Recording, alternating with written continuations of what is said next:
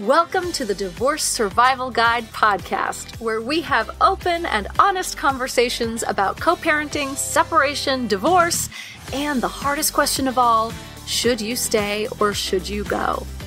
I'm Kate Anthony, your Divorce Survival Guide, and I'm here to help you navigate some of the roughest waters you've ever swum in and answer some of your toughest questions. I've been to hell and back. And now it's my mission in life to help you get to the other side of this process with your sanity and your heart intact.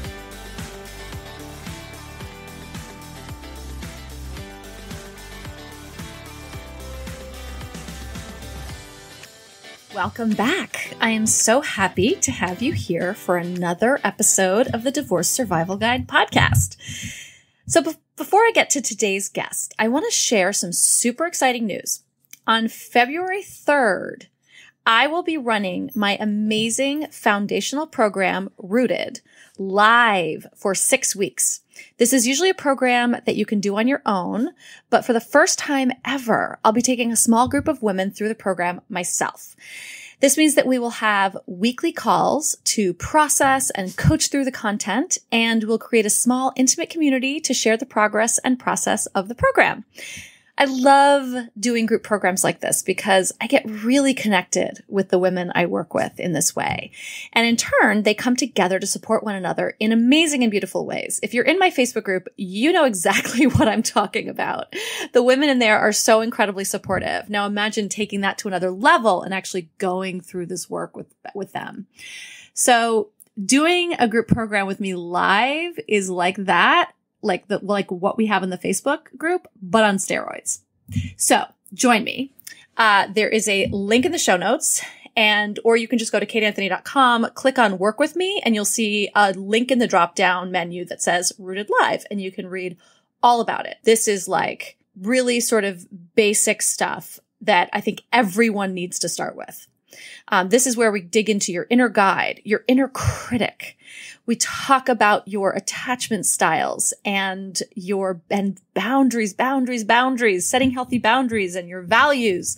Really, really important foundational stuff. kateanthony.com, drop down, work with me, or you can find the link in the show notes. So today I'm really excited to bring you my interview with Jennifer Butler, who is a certified Calling in the One coach. She's a certified health coach, a writer, and she's host of the worthy podcast, Divorce and Other Things You Can Handle. I had a great conversation with Jen on her podcast a few weeks ago. And after our discussion, I was really inspired by the work she does around Catherine Woodward Thomas's book, Calling in the One, from both a personal and a professional standpoint. I can't lie.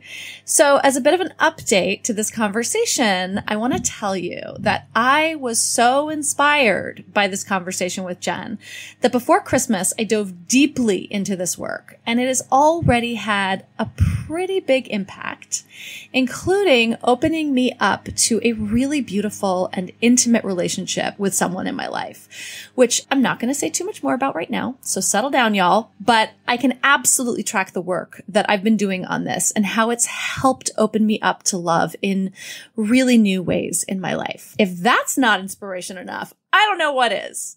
So here's my conversation that sparked it all with the amazing Jennifer Butler.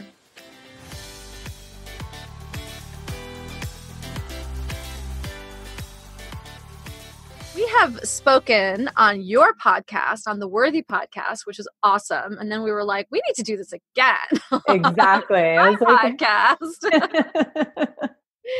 Exactly. That like half hour went so fast. I know. It was great.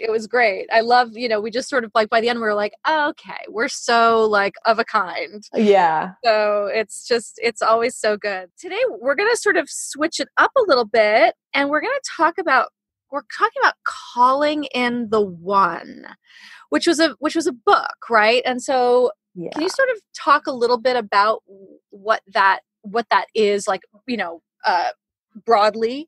Yeah. Absolutely.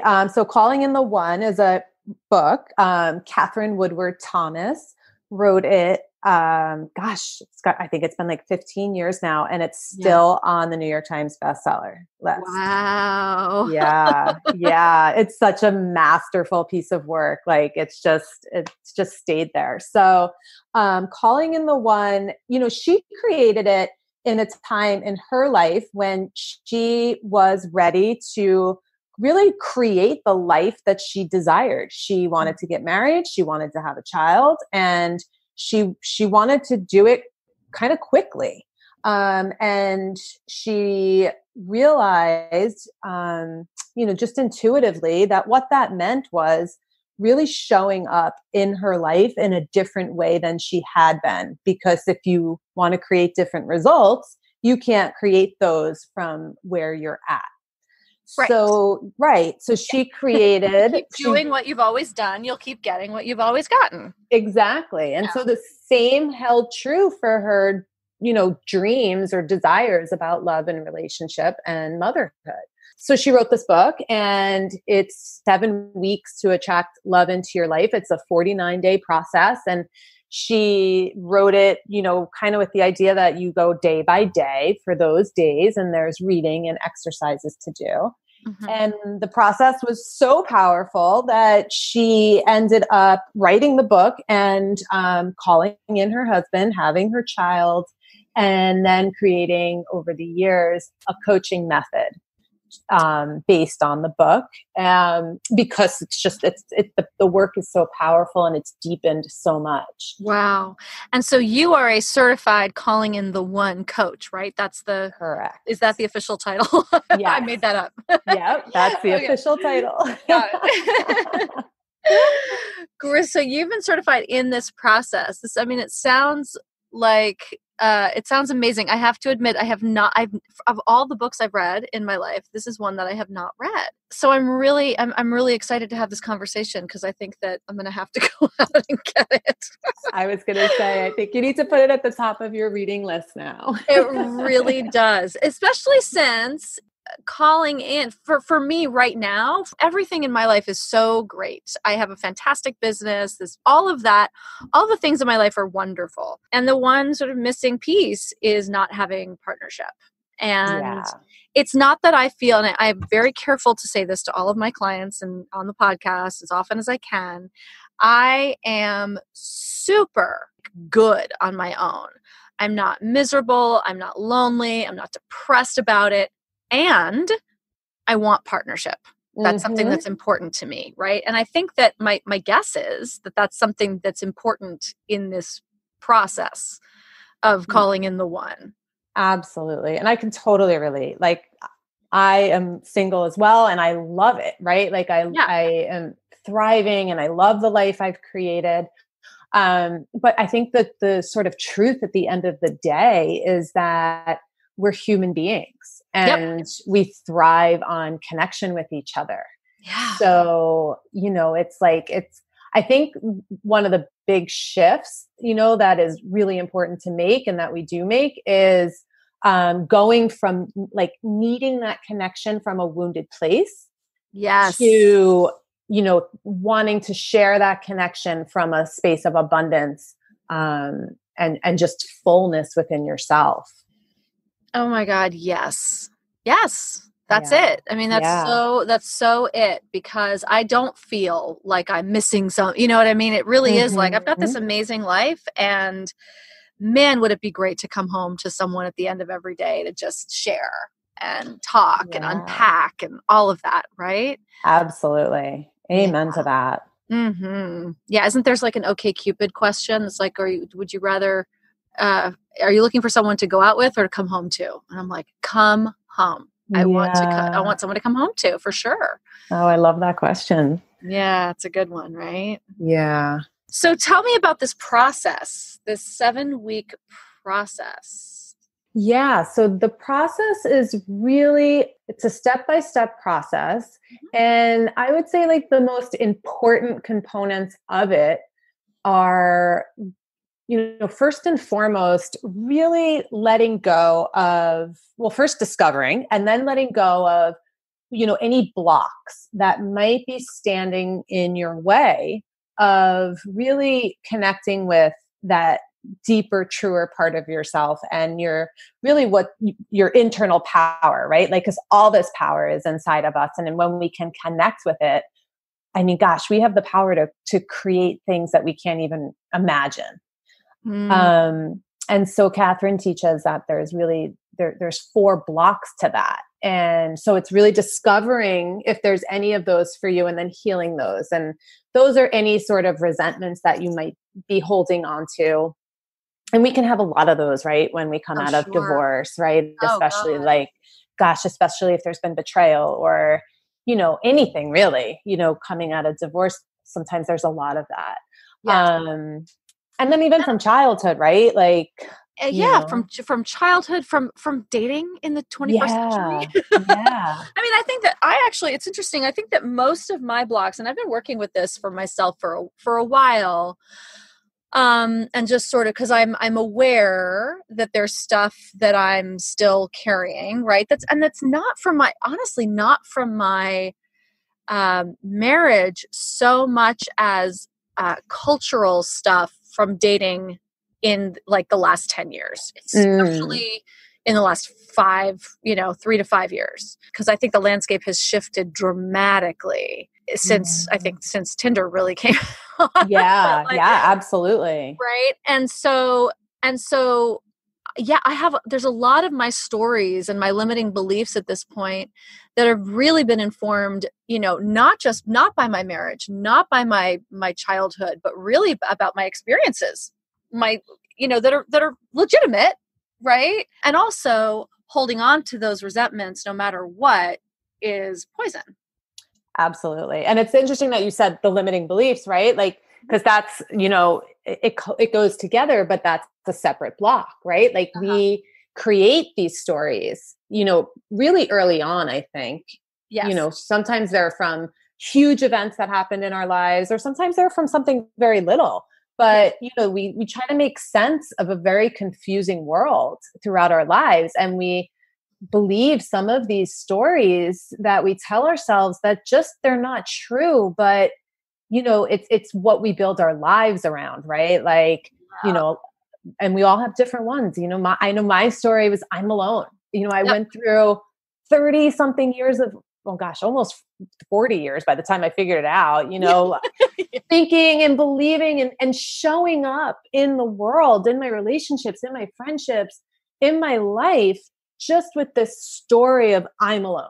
Yes. Right. And so here I am showing up, like never asking for help, never, acting like superwoman, like nobody, I don't need anybody. Right. And like tuning into everyone else's feelings and completely abandoning what I needed or felt. And, just doing all of these things that, just kept recreating this story in my life.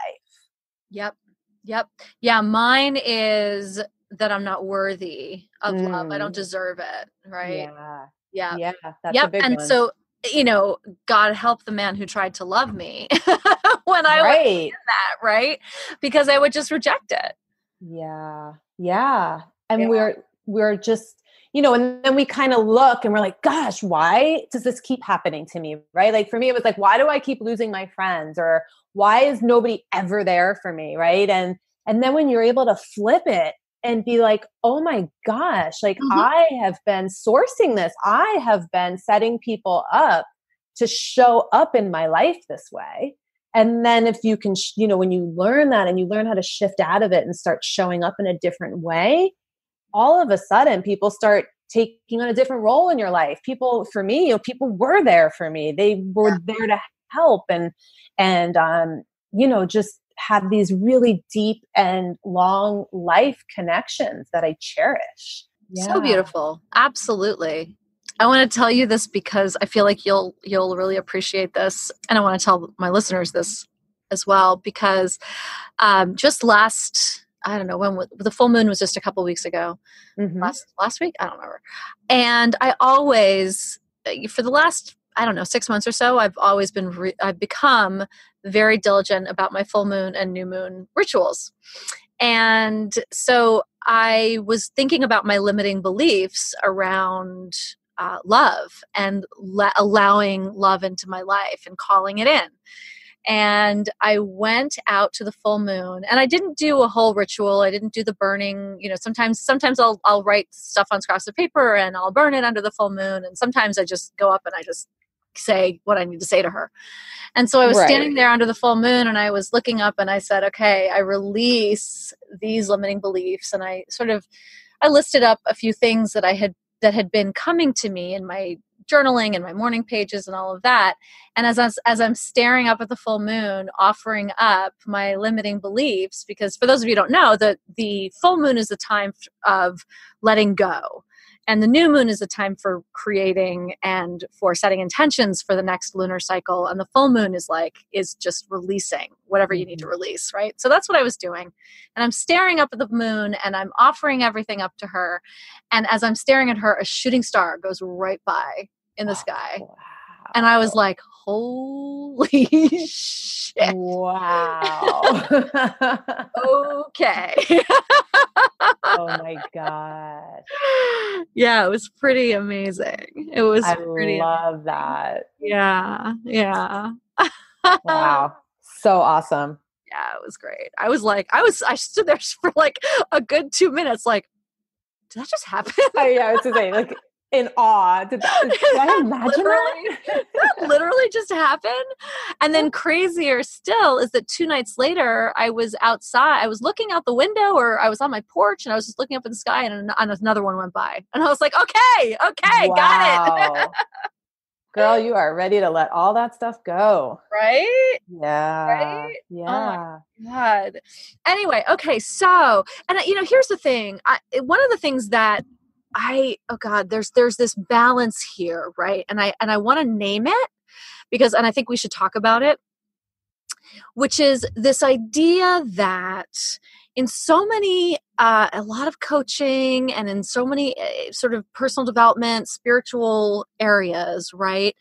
We're sort of told that we need to be doing something in order, right? If you're not manifesting the thing that you want, then you're doing something wrong. You're manifesting wrong, or, well, you obviously still have work to do in this area. If it's not coming to you, then you still have work to do in this area. Or right? And I just want to be careful about that, because I fucking hate that. Yep. I agree.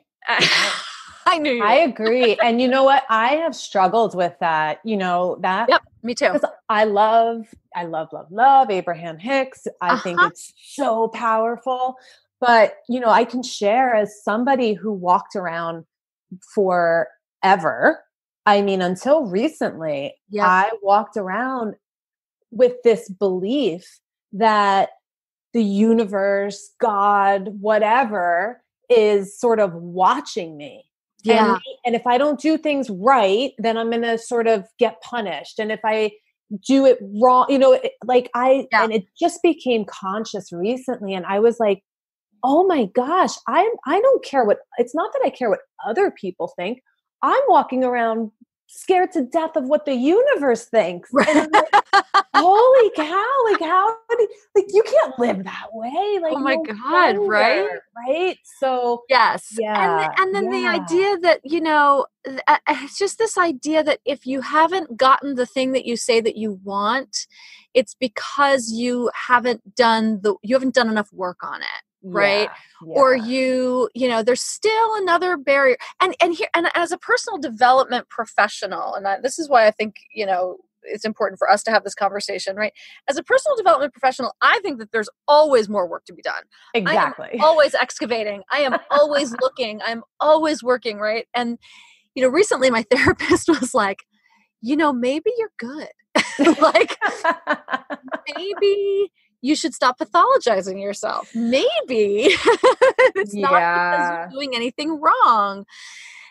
I think there's a balance, right? There's like, yes, let's always be looking. Let's always be seeking. Let's always be working. And also, if it's not happening for you right now, it's not your fault. It's not because you're doing something wrong and you're not manifesting properly. Yeah, it's so funny you said that because one of my very best friends just said the same thing to me recently. She's like, maybe you can just be where you're at for a while and enjoy how far you've come and stop trying to get to the next place. And I'm like, oh, that's such a good idea. Coaching the coach. Coaching the coach, right? Wow. We need it. I think the common mistake, and I think I did it for a long time too, is doing all this work and trying to get somewhere, first and foremost, like, yes, it's like you have to find a way to fall in love with the process of just discovering, not to get somewhere or to get something, but only because you thoroughly enjoy the expansion. Yes. There's no there. Yeah. There's no place where you magically get to, and now everything's fine and you're done. Like when you're done, you're done. You're dead. And you're still not done, I think, because there's more going on, I think more expanding after. So right. Exactly. Right. But like in this conscious realm, you're done, you're dead. So let's not wish that on any of us. Right. So exactly. I just kind of wanted to name that, like, as we're having this conversation, right? Like, I think it's important to say that, like, all of this work and this calling in the one work and all of this sort of like, what are my limiting beliefs? This isn't about like, oh, I have a limiting belief and therefore like I can never have love if I don't like completely eliminate my limiting beliefs. Like, no. You're probably always going to have them. Yeah, I was just going to say, I think that's another common misconception is that like you do this work to make stuff go away. And yes. I don't know that it ever goes away, like it comes up when I get triggered, when I feel rejection by somebody or I have a bad day, I can still feel that I'm alone story come in, right? 100%. Yep. Yeah. And it's like, I think the beauty of the work is befriending that part of me, right? Like no longer trying to push her aside or ignore her or hating her, right? But like, wow, I'm really in my story right now. I am really feeling alone. Like what's happening right now? What do I need, right? What do I need to give myself? And it has nothing to do with another person. It's like, what can I do to give to myself right now? And really learning this process of how to take care of me, how to love me, how to nurture me. So that story really becomes this like beautiful communication as opposed to something like I want to get rid of or fix. Yes, exactly. And that's how, when I work with clients and in my programs, this is exactly what we talk about our inner critics, right? Because this is all like form of inner critic stuff, right? Is that we think that we should be tuning it out. Like, don't listen to the negative voices in your head. When actually, if you listen to the negative voices in your head and you, as you said, like make friends with them and listen to them, and usually that's a sort of disempowered, disembodied piece of us that feels that it needs a little bit more attention, and it's just simply clamoring to be heard. Yeah. And like a petulant child or an angry toddler, if you just sort of listen and let it say its piece, it really calms that shit down. Totally. It calms it down. And it also kind of shows you, maybe where you're ready to learn something new or grow, or, it's like, hey, like you're, maybe the communication is like, hey, you're not like even, you're abandoning yourself, right? Like you're not honoring any of your feelings right now. It's like, oh, okay. Like maybe I really need to like tune into myself right now and, and just acknowledge and notice myself and just kind of learn how to expand in that way, to grow in that area. Yeah. Exactly. Sort of the first part of this calling in the one stuff is really looking at these limiting beliefs and stories, right? The stories that we tell ourselves about love, about ourselves, about our own capacity, about our own abilities or whatever, healing the resentments. Yep, exactly. And I think I said there were 4. So, a couple of the other things we touch on is those old, especially with coming out of divorce, those old agreements that we've made in our lives that, we sometimes think don't hold as much weight as they actually do, right? Like when you tell another human being that you will never, ever love anyone ever again, and you commit to that and you make that agreement with somebody, sometimes those agreements need to be renegotiated to set yourself free. I was, wow, that's really powerful. yeah. And, when I first was learning this process, I was like, I was having a hard time connecting with this. And then one day it hit me and I was like, oh my gosh, I had this moment in the car with my best friend a couple of like weeks after my ex and I had ended our marriage. And, we were having a conversation and she said something about how, I'm so young and I'm going to find love again. And I remember looking at her and going, nope, it'll never happen for me again. This was it. He was my only love. Oh dear. And I had forgotten about that. But when I did this work and we talked about these old agreements and that came to me, it hit me so hard because it wasn't so much the words, it was how much I believed those words when I said it. Like I had made a pact with the universe. Like that was it. He was it for me. Wow. And I had to renegotiate that and set myself free from that being my truth. Wow. Yeah. Yeah. Okay. That just unlocked something for me. So thank you. Yeah, absolutely. Yeah. It's the agreement of like, having labeled someone as the love of your life. Right? There's somebody that I labeled the love of my life. It was actually somebody that I really just this week realized that I have actually a deep, I had a complete trauma bond with. Right? Like that was a trauma bond. That wasn't the love of my life. Exactly. And I had made that the love of my life. And that is an agreement that I think that in recognizing that it was a trauma bond, but that wording of him being the love of my life was, you're right, that locks him into a position. Like, how do I ever have love again, or great love or beautiful love, if I've already labeled this thing in my past that, by the way, was super unhealthy and toxic, right? As the love of my life, right? Yeah, exactly. Yeah, that's awesome. That's yeah, awesome. and we make these as kids too, and we don't realize it. I will never ever get married because we see, maybe a traumatic relationship in our life, or I'll never let anyone get close to my heart, or we make these and we don't really remember them or realize them, and they carry weight in our psyche. They really do. And it's unconscious mapping. That's the thing about is that it's you may think about it, right? You may be listening to this and you might think about it and be like, but I didn't really believe that. I mean, that's just crazy, right? But this is where I think this is sort of the stem of the idea that words matter and that words create our world, right? That it's not just this sort of woo-woo life coachy shit, right? It's actually, we're talking about, there's brain mapping here. Yeah, absolutely. I think that, my people know that I'll always go down the road of geeking out on science, on brain science. But that's what it is, right? It's unconscious mapping. Yeah. Absolutely. And if we don't call it to the surface, it remains unconscious and it remains hidden and it remains in control. Yeah, exactly.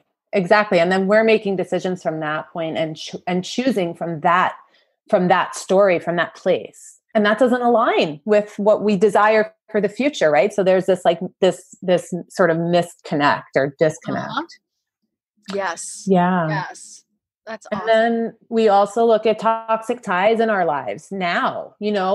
Where are there relationships that are toxic that we're still allowing into our space and our energetic field that, that might be blocking us from being able to really show up fully in our lives in the way we desire to, and the way our internal being is ready to. Yep. And what do we do about that, right? Like, because sometimes it's easy to be like, well, you have to get rid of all the toxic people. And then sometimes those people you can't, right? There's Yeah. certain people that you know, a parent that you choose not to, right? For other reasons, right? For other very valid reasons. Absolutely. Well, and I think that's kind of where we go next, right? And so Okay. it's like going into, so you kind of work through that, and a lot of time spent on that story, that belief that we've been centered in, and then shifting out of that, really shifting into a deeper truth, a deeper knowing, right? Because I think one of the most powerful realizations that we learn throughout our lives, and this work really highlights, is, you know, we do have different parts of us, right? There's this part that I might feel alone. It's not all of me. When I can connect to that deeper part of me, even if it's just a sliver, you know, even if it's just a little one, like a little sliver that I can connect to because I'm so wounded, there is that part that knows I'm not alone, that knows I have so many people that love me, that knows I have help, right? There's that part. So we connect to that part and really start to build on that deeper truth and nurture that deeper truth.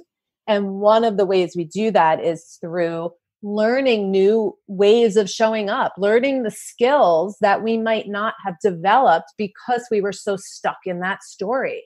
Yeah. So like I had to learn the skill of being vulnerable, showing that I'm not perfect, right? Like showing up in the world messy, asking for help. Like those were skills that I didn't have.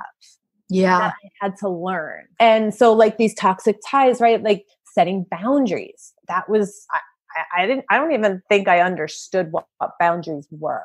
Right? I had no idea, right? Right? I had no clue.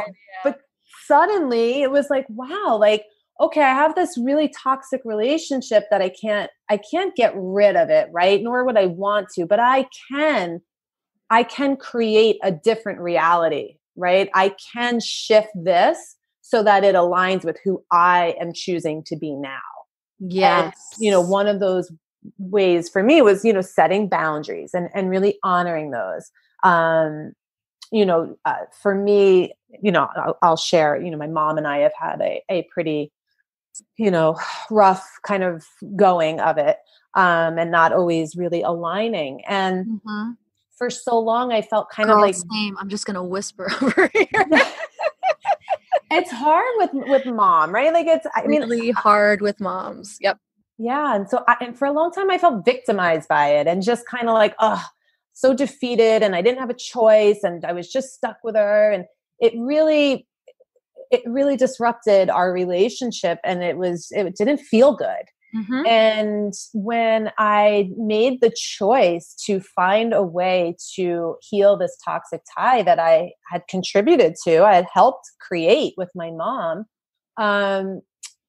I started, you know, showing up in a different way, you know, setting boundaries and sticking to those, not allowing my mom to sort of just talk and dump on me, you know, when, you know, really being present, right?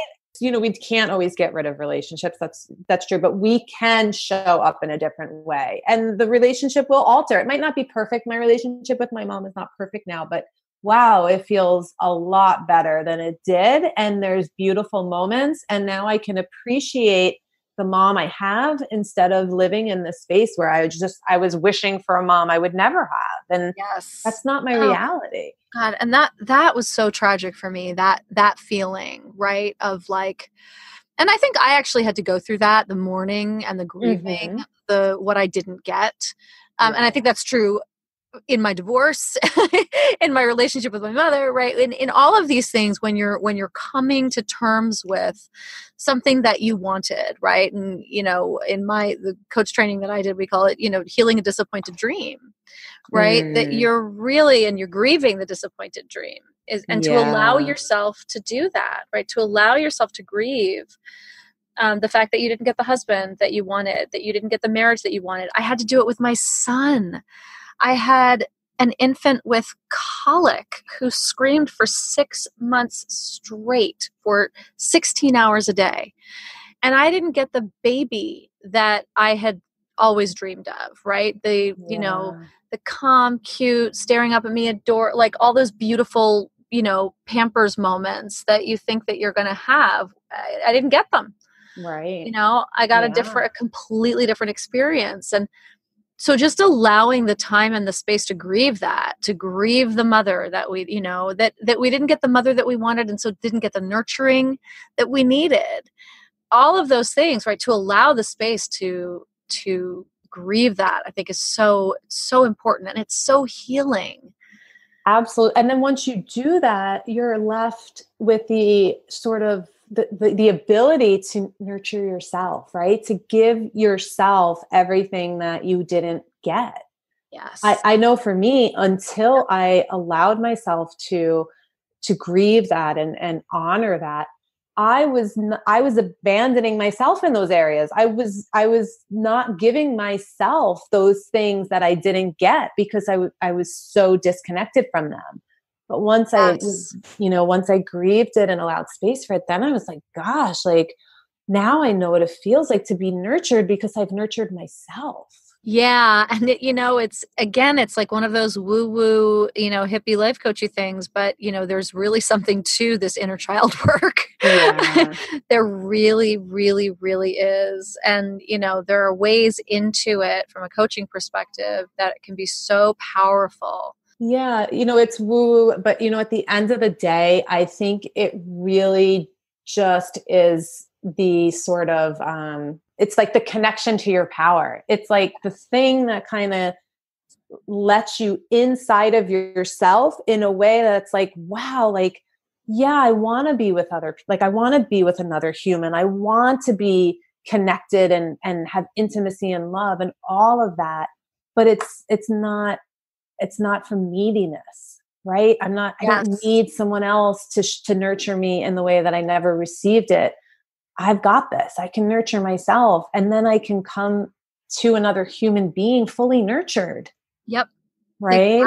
Exactly. And then imagine what's possible then, right? Oh, gosh. I mean, everything, right? Holy shit, right? You get two people who have nurtured themselves and are healed and are able to turn that nurturing to the other person because they choose to, not because it's demanded or needed. Exactly. Oh my God. Doesn't that sound great? It sounds wonderful. It is wonderful. And it's possible. It's possible. It's possible. I think that's the a lot of people just don't think that's possible or it exists, and it does. It does. Absolutely does.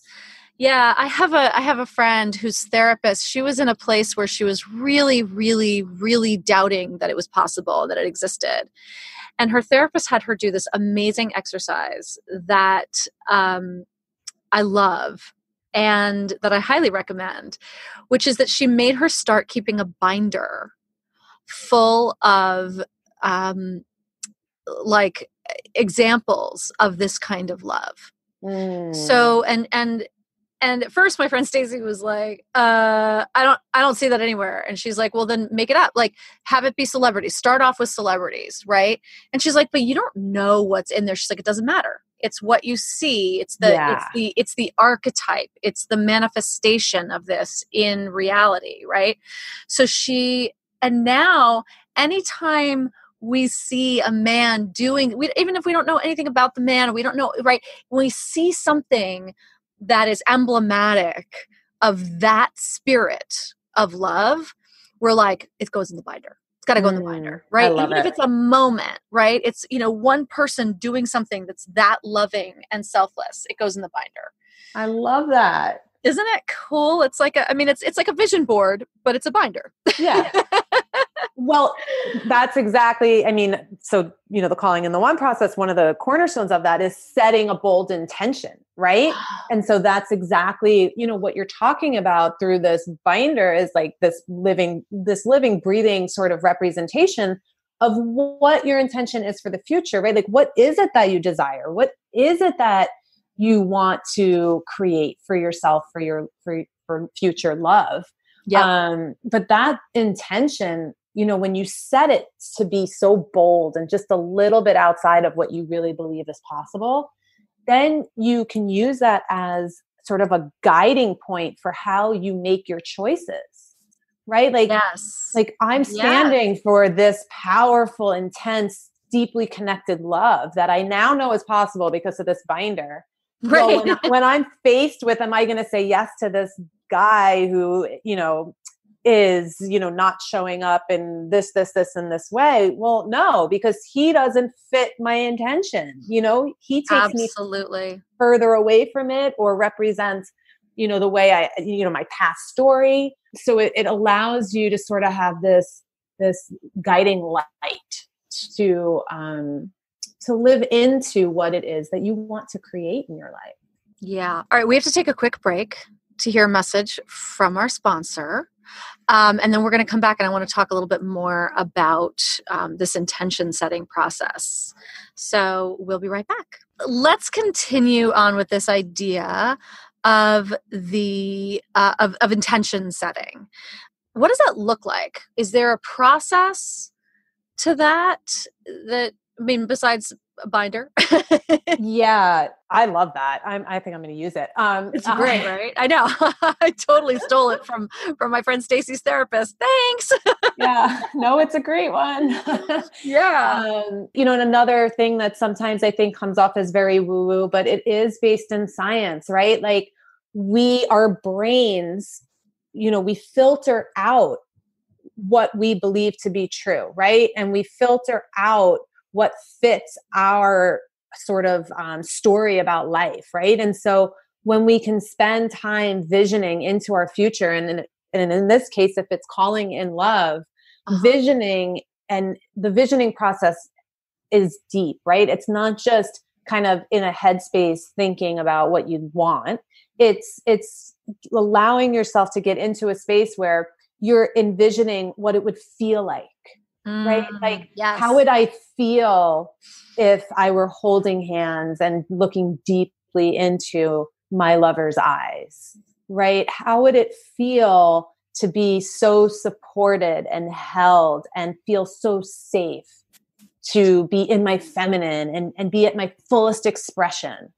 Right? What would that look like? How would it feel? How would I dress? What would, where would we live? Like, whatever can get you fully into this future desire that you have, and then building words around that. Say more about that.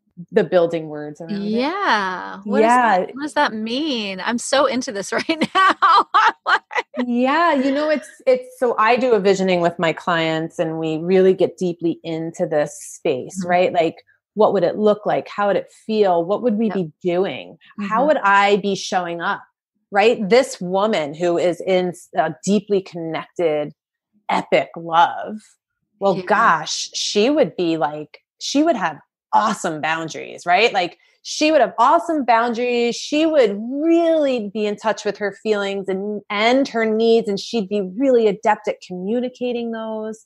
There's all these sort of, it brings you back to the skills, right? There's all these ways that she'd be showing up in life that you get to then create words around, right? Like, so, and sort of use as a guide map as to where you can grow, where you can transform.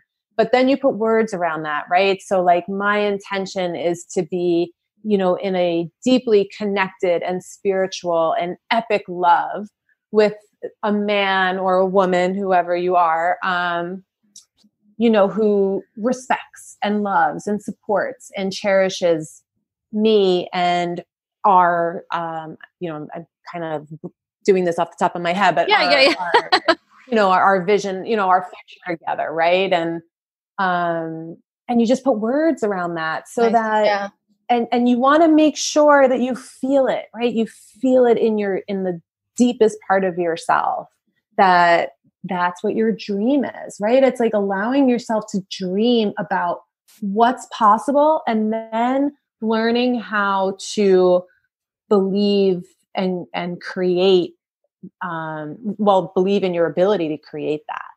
Yep. So gorgeous. I love the intention because, it's like, it's a little scary when you kind of put it out there, right? It's like, oh my gosh, like, I'm really going to put this out there. it's funny. I was going to say that on the one hand, it's like, it's obvious, right? It's like, of course you do, blah, blah, blah. But it's like, but notice where you're coming up against your edges when you're visioning this, right? Yep. Notice when you're putting words to it, the parts of your brain that pipe up with like, are you fucking kidding me? Or like, really? Or yeah, sure. Right. Or right. Like there's something very confronting about this it's not quite so simple. No. And you're right. Like it totally shines a light on your story, whatever limiting story. Like I remember when I was going to set my intention, I had this like message to myself, like, you can't do that. Like, because you're going to put it out there and then you're going to be disappointed and you're going to have to face the embarrassment of that disappointment. And I was like, wow, what is that? Like, yeah, right? Yes. Wow. And I always have the thing of like, so recently, I've had some messages, let's just say, from like tarot readings and stuff like that like, this isn't going to look the way that I think it's going to look, right? Mm-hmm. That like, it's coming, but it's just not going to look like I think it's going to look.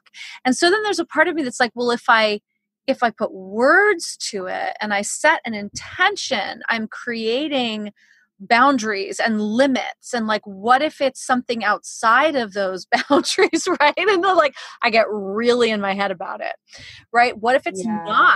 Like, what if, and then, so that's where I go, where I'm like, well, I mean, I don't want to get too specific because, maybe he doesn't live here. So maybe we don't live together, or, right. Like I get really in my head. That's where I get in my head. Yeah. And I think too, though, sometimes when we get in our head, that is a bit of our wounded self, whatever you want to call it, that limiting part of us that is afraid to really believe what's possible. Right.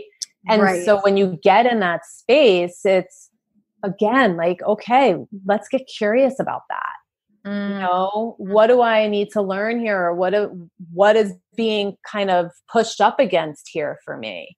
And then really dropping down into what's true for you. I mean, I always like to say, look, there's no right or wrong way. It's truly just the way of your heart and your desires. So when you can like get out of that headspace and just really be in, what is my heart telling me? What am I desiring here? What is that deeper truth kind of guiding me toward or pulling me toward? That's kind of where the magic is. And the truth is for you, right? Because there's no right or wrong. So awesome. Like I'm so getting into like the feeling of this, right? Just like myself over here, like I've got my eyes closed. I'm like really like in the space of like, it's really, I hope everyone who's listening is having a similar experience because I think it's so powerful. It is. And that is this process. Like it so has to be in your body, right? Like if we do this from the headspace, we can't retain it. Like it'll come and go like the wind. But when you can do this work in a like really, really deep in your body and feel it from within, that's when you really access that power to make the changes and the shifts and create, right? And choose what you create. Yeah. And it's really interesting because I just personally over here was when I started talking about my, my negative Nellies that come in, my inner critic that's like, well, what if he doesn't live here? And what if it, like, right. And like all of that stuff, it was so heady. It was so in my head. Yeah. Right. That totally comes from a headspace. Yeah.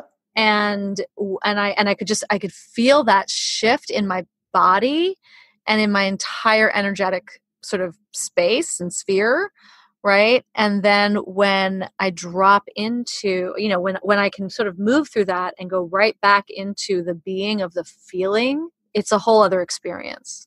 Yeah, absolutely. Because, right, it's like I am worthy of what I desire in this life, right? Like I am worthy of all the things. Yeah.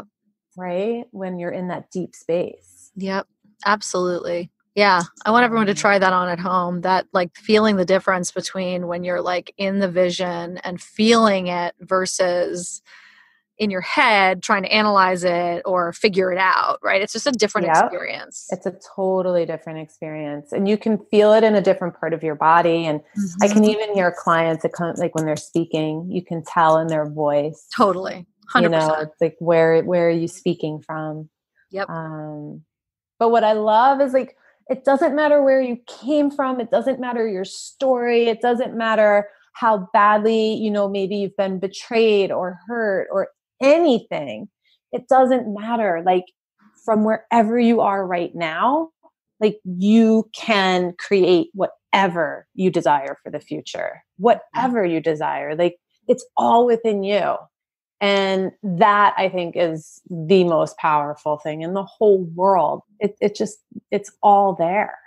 It really is so beautiful. I love this. I love the idea of doing this as part of your healing process, you know, through divorce even, because it's not, while it is about calling in the one, right? While it is about, but like, who's the one, right? Like, well, exactly, right? Like at the end of the day, the one is you, right? Yes. It's really calling in yourself. Yes. You know, it's like, gosh, once you call in you, I mean, there's no words for how beautiful and juicy and just bright life becomes. Yeah. It's amazing. All right, I'm gonna get it now. It's so good. Catherine's a master, and she's brilliant, and she's created this living work that you know, like you said, it's like whether it's calling in the one, calling in yourself. I mean, it's just powerful. Yeah, it really is. I mean, it's so funny, you know, because a lot of this is the work that I do with my clients and in my programs, but there's something about, you know, each of these pieces, right? You know, it's not new in terms of like coaching and how we but the I don't know, there's something about the putting it together in this way with these, I find it really powerful just even talking about it, and I haven't even done it. Yeah. No, absolutely. And then I think, you know, just one other cornerstone, and I think this is kind of the cornerstone for most coaching, is that self-responsibility, right? Like self is source. Like, how am I showing up? How am I, you know, creating my world, my dynamics, my relationships, you know, because that's where the power to shift is. It's like, who am I being? Yes. And that's something that I think, especially for people going through divorce or healing and recovering from divorce, right? We want to keep a real close eye on that, because it's really easy to be in blame, especially if the person that we're divorcing is, you know, an asshole or a high conflict personality or whatever, right? But it doesn't matter how much of a quote victim you are of your circumstances. You still have personal responsibility.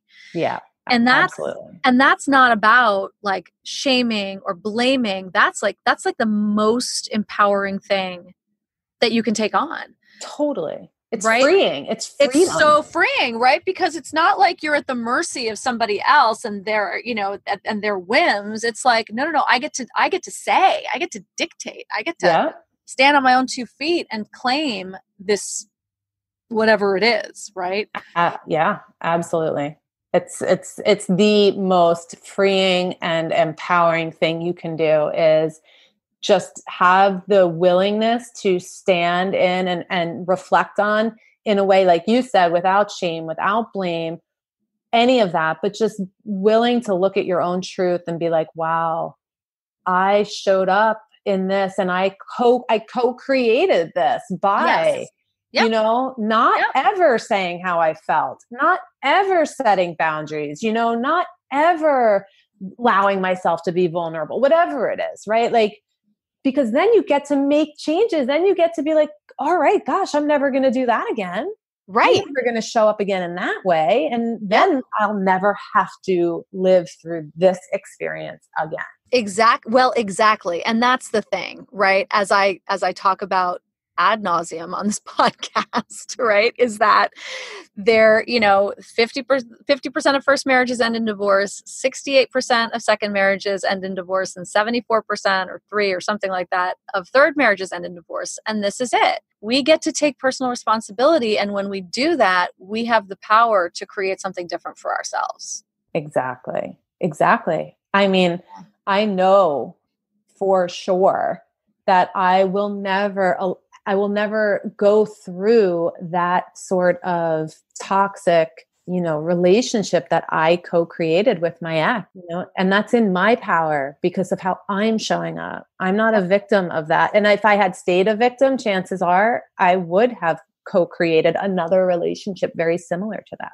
Absolutely. Oh my gosh, Jen, thank you so much for coming on to talk about this. This has just been such a beautiful, rich conversation. And I know that it's totally shifted some stuff for me. So thanks for coaching me. Thanks for coaching me on the podcast today. I love it because I think we all coach each other. It's like every time we get to talk to each other, it's like, oh, wow, that just opened up for me. Right. Yeah, exactly. Awesome. Exactly. That's why it's so great to have nothing but coach friends. Yeah, exactly. Highly recommend it.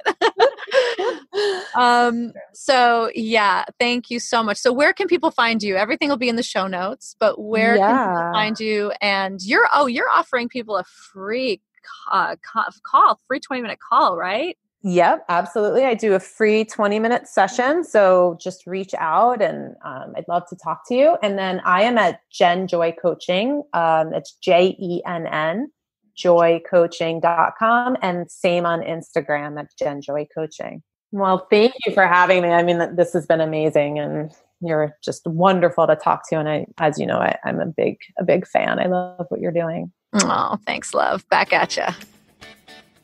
Thanks for tuning in to another episode of the Divorce Survival Guide podcast. If you like what you hear, head on over to Apple Podcasts or wherever you listen in and leave me a review. And don't forget to follow me on Instagram at the Divorce Survival Guide. I'll see you next time. And until then, remember, you, my love, deserve to be happy.